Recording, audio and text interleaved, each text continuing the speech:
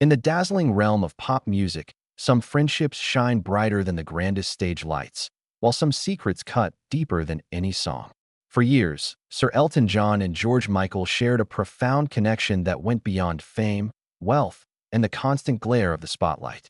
Yet, behind the glitz and chart-topping hits lay a final, heart-wrenching meeting that would linger with one of music's greatest icons forever. Today, we delve into Elton John's emotional revelation about his last encounter with the Wham! Superstar, a moment that reshaped the world's understanding of their friendship, and George Michael's tragic final days. It was 1984, and the music world was buzzing with the rise of a charismatic young talent destined to become one of Britain's most cherished pop stars. George Michael, with his impeccable style and captivating smile, was already winning hearts as part of Wham! At a London charity event, fate brought together the seasoned piano legend, Elton John, and the rising star. Elton, a music industry titan with a string of hits, was instantly drawn to George's raw talent and magnetic charm. This serendipitous meeting sparked a friendship that would become one of music's most enduring bonds, rooted in mutual respect, shared struggles, and the unique understanding that only those living under fame's relentless pressure could share. George, in his early 20s, was enchanted by Elton's larger-than-life personality and generous heart. Elton, having already faced addiction, heartbreak, and the weight of stardom, saw echoes of his younger self in George. The same drive, the same need for approval, and the same inner turmoil that fame couldn't quiet. As their friendship grew, Elton became more than a mentor. He was the older brother George never had, offering guidance through the highs and lows of celebrity while celebrating every milestone. Their bond wasn't just forged in studios or at glamorous events, but in quiet, vulnerable moments hidden from the public eye. Through the late 1980s and early 1990s, Elton and George's friendship became legendary. They were often seen together at exclusive gatherings, their laughter filling the rooms of London's elite venues. Beyond the glamour, their connection was built on genuine care for each other's well-being. George frequently turned to Elton for advice on everything from career moves to personal battles. Having navigated his own struggles with addiction and recovery, Elton was a guiding light for George during his darkest times, offering a roadmap to sobriety that George wasn't always ready to follow. Their musical collaborations were electric, blending Elton's theatrical energy with George's silky vocals and commanding stage presence. These performances weren't just shows, they were shared expressions of their souls. Yet, beneath their public camaraderie, both men faced private battles that only they could truly understand. The pressure of maintaining their public personas while grappling with personal demons created a bond that was both beautiful and tragic, rooted in the isolation of fame, the burden of expectations, and the struggle to maintain authentic connections in an industry full of facades. As the 1990s unfolded, fame began to exact a heavier toll.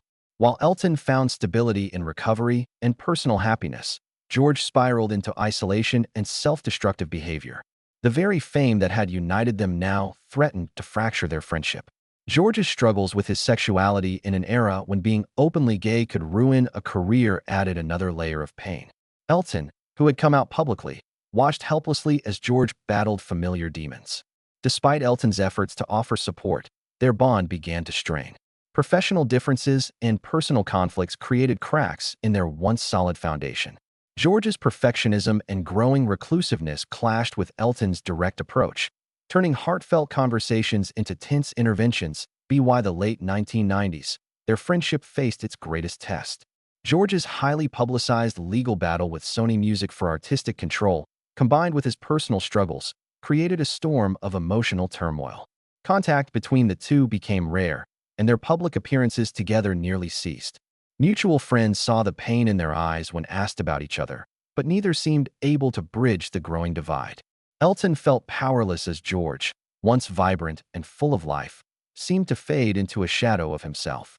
The media fueled speculation about their estrangement, citing jealousy or lifestyle differences, but the truth was far more complex.